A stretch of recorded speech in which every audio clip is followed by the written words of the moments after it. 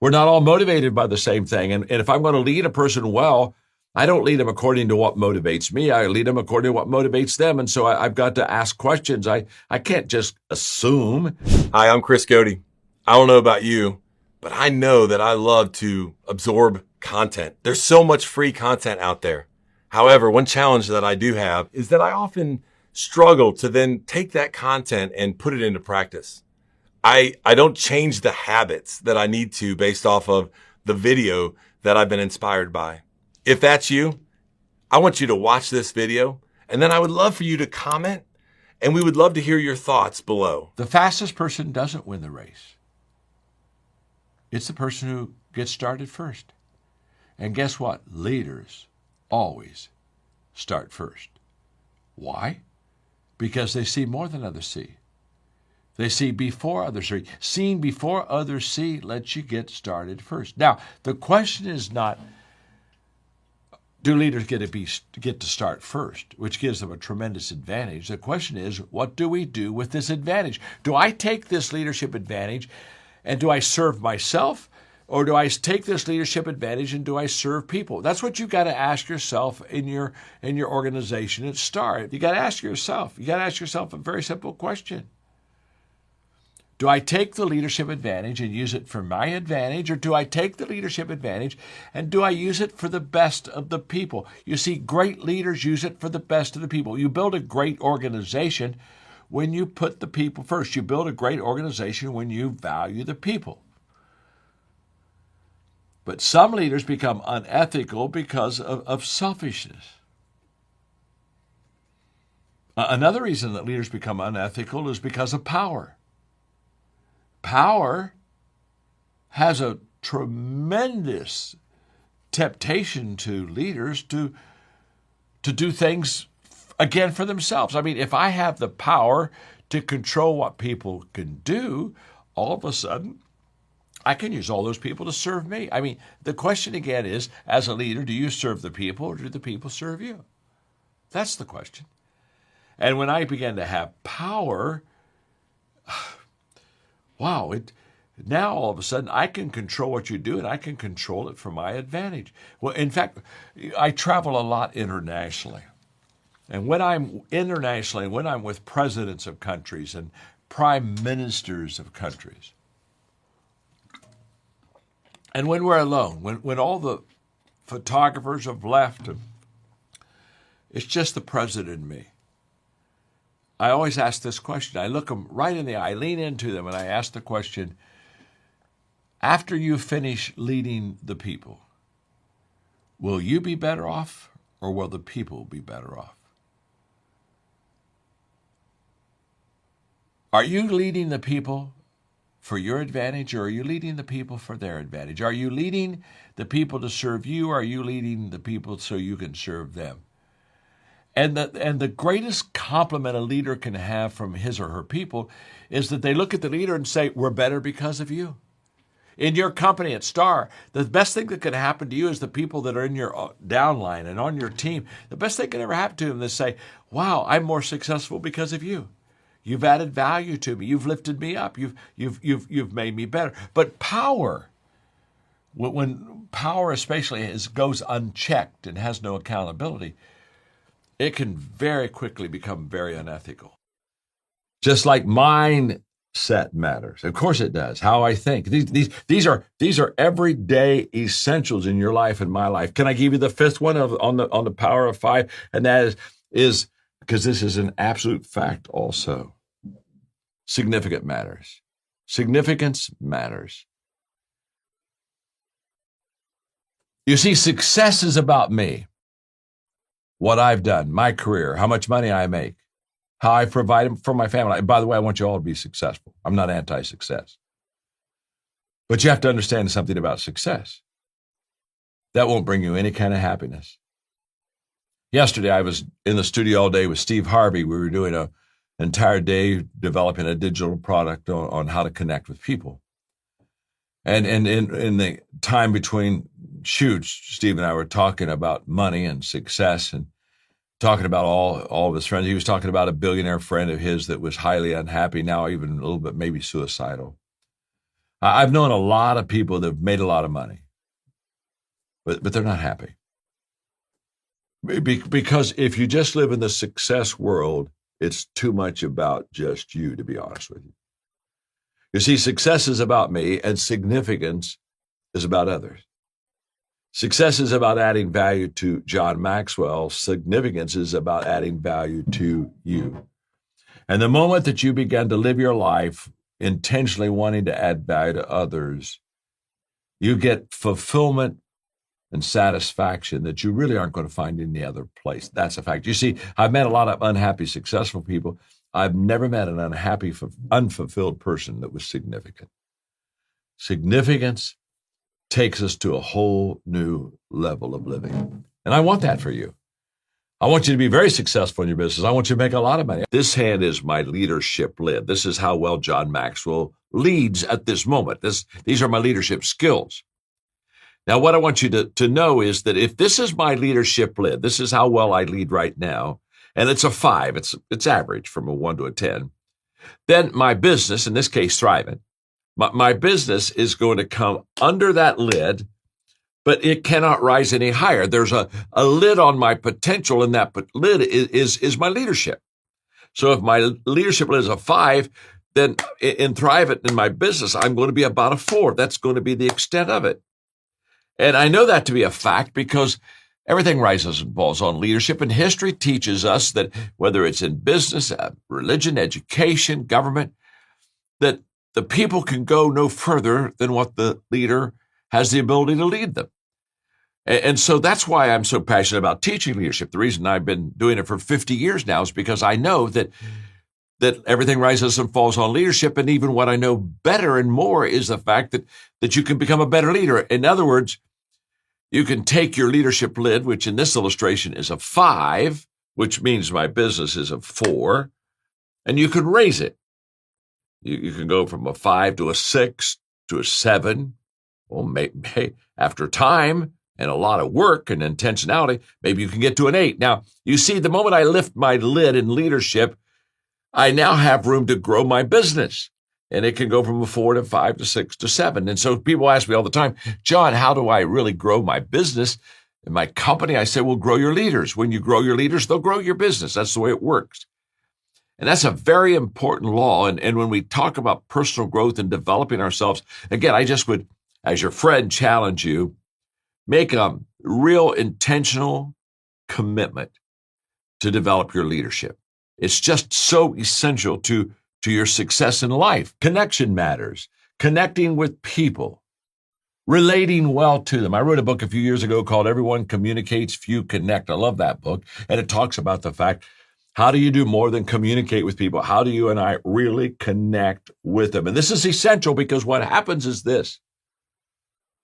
As a leader, we have to find the people before we can lead the people. Oh my.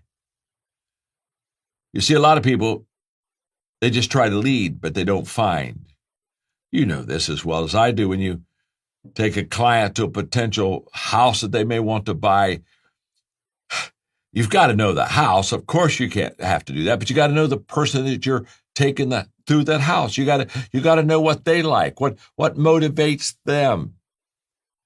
When I teach leadership, I talk about what I call the 7 motivations of people's lives, because we're not all motivated by the same thing. And if I'm going to lead a person well, I don't lead them according to what motivates me. I lead them according to what motivates them. And so I've got to ask questions. I can't just assume.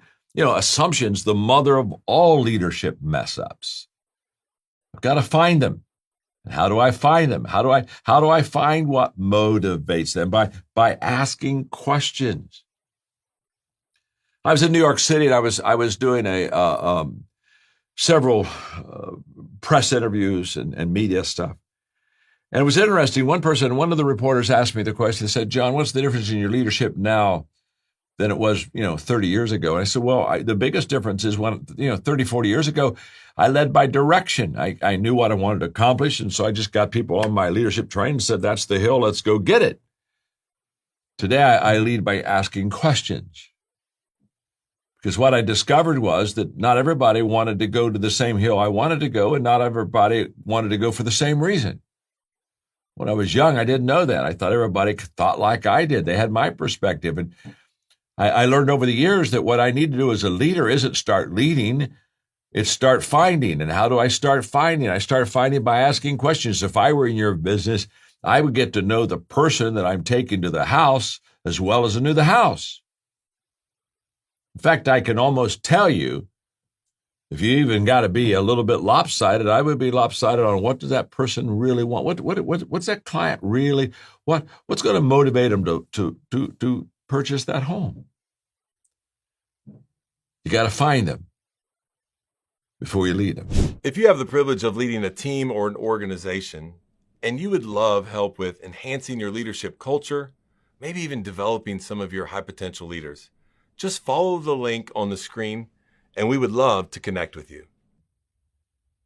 There's one more law I want to talk to you about that's foundational to the 5 levels of growth, and that's the law of process. And the law of process just simply says leaders develop daily, not in a day.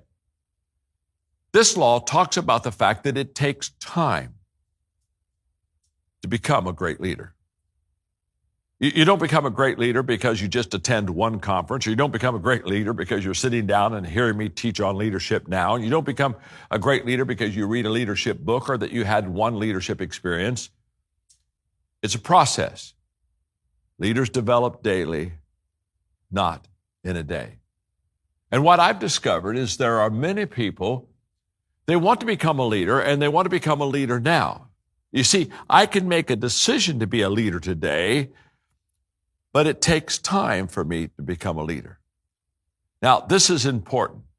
I can still remember that when I was in my 20s, I heard Earl Nightingale say that if I would spend an hour a day, every day on one subject, within 5 years, I could become an expert on that subject. And I wanted to become an expert on leadership. I believe that everything rises and falls on leadership. And I said, if I can learn how to lead, if I can teach others how to lead, that would be a good thing. And so I started my leadership daily, 1 hour a day growth process. And in the beginning, because he said it would take 5 years to become an expert, I kept asking myself the question, how long will it take? Well, he said 5 years. So after year 1, 4 years, 3 years, 2 years, okay? You can get the picture. I'm kind of in a timeline countdown to where I can be, quote, an expert in leadership.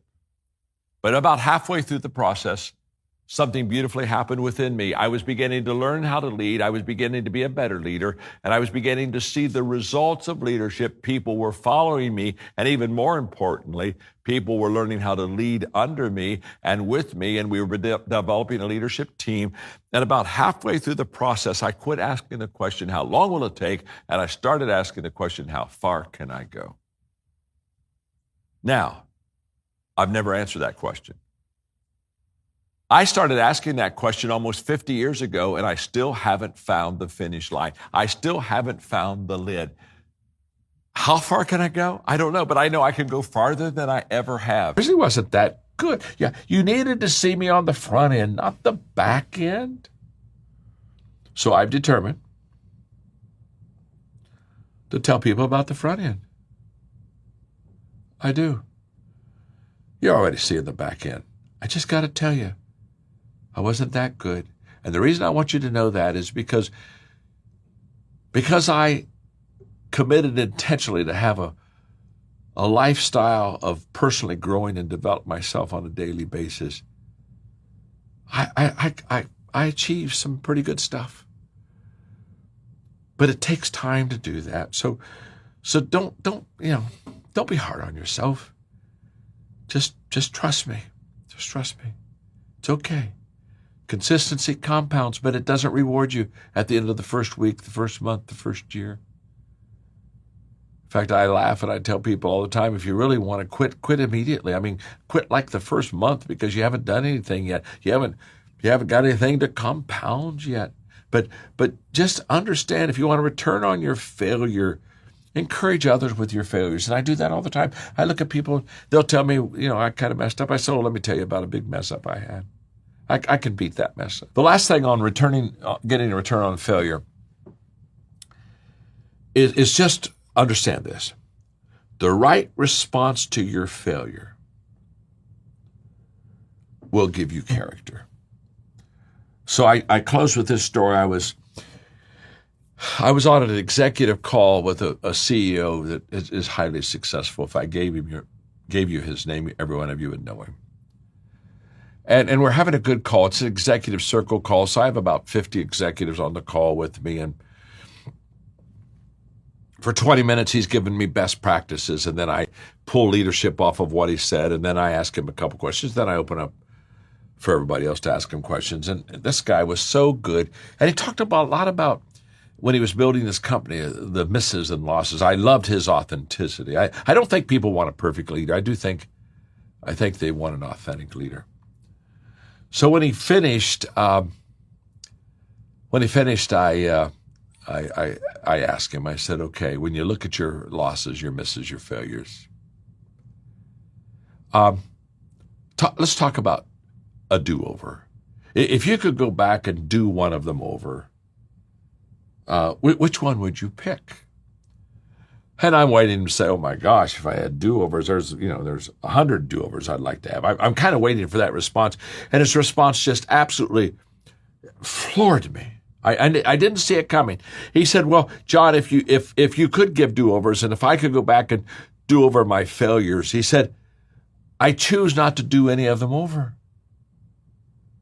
I said, you have got to be kidding me. What do you mean you choose not to do any of them over? He said, well, I would leave them as they were. And he said, don't get me wrong, I made wrong decisions. I've hired sometimes poorly. I've got a lot of misses in my life, got a lot of failures, a lot of blow-ups. I got that. But I wouldn't do any of them over. And I said, why wouldn't you do them over? And he said, because every failure I had taught me a lesson. And out of that failure, I developed character. And if I went back and did them over, I would lose the lesson and I'd lose my character. And I'm not willing to lose either. So let the failures lie. I'm a better person because of it.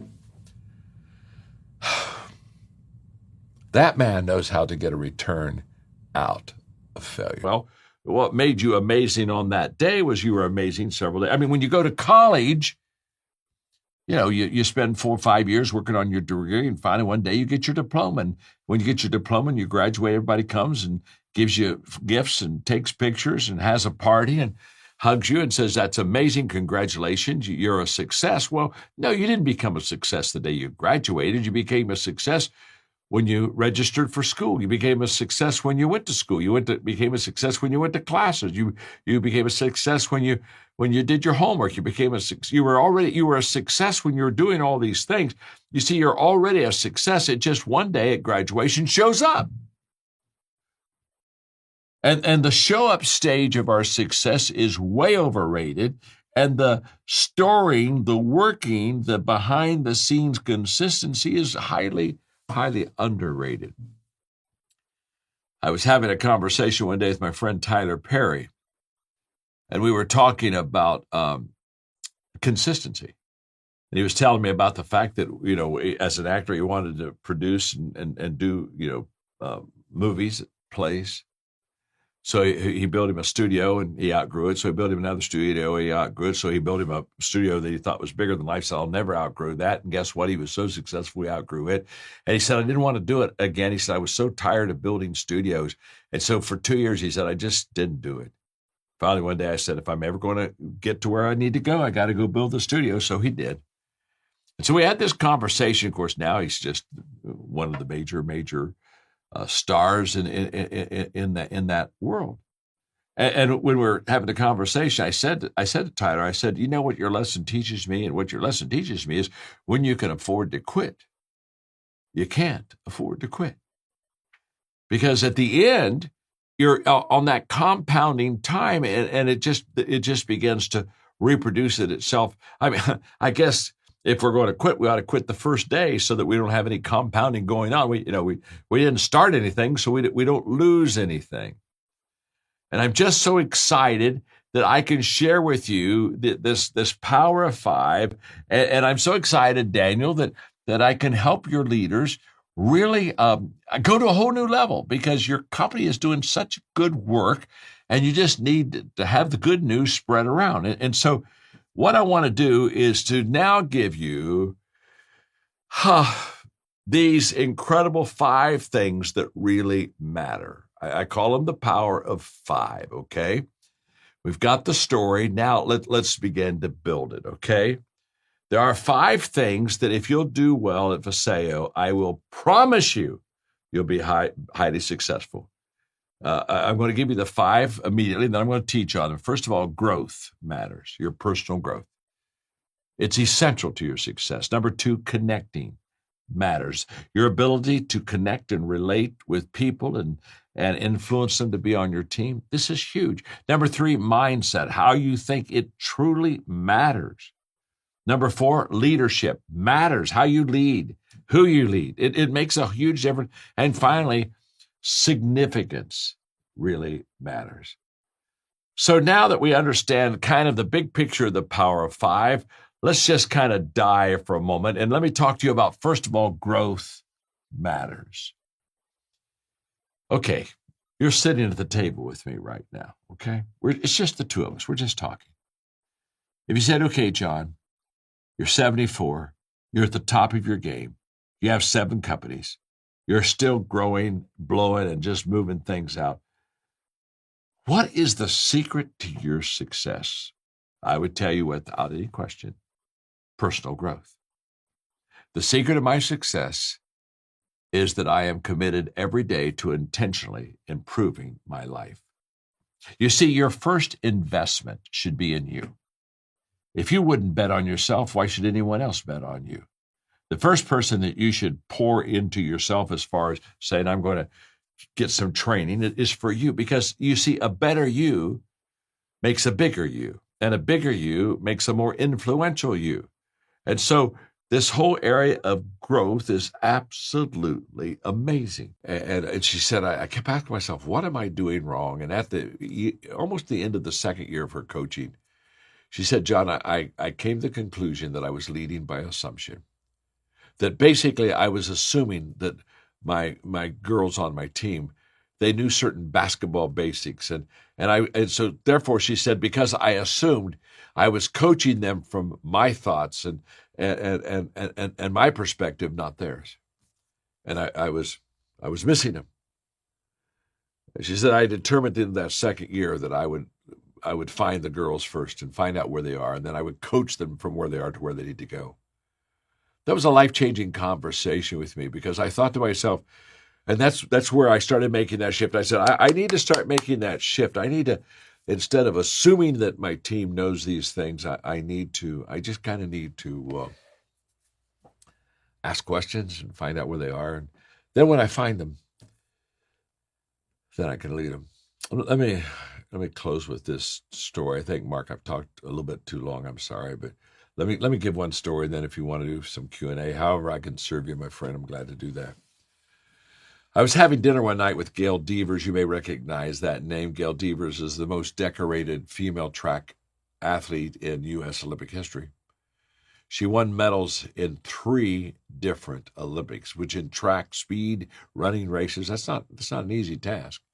In fact, the night that I was having dinner with her, I had dinner with her and her husband. This is incredible. This amazing lady was trying out for the 4th Olympics. And she was literally running races against girls that were young enough to be her daughters.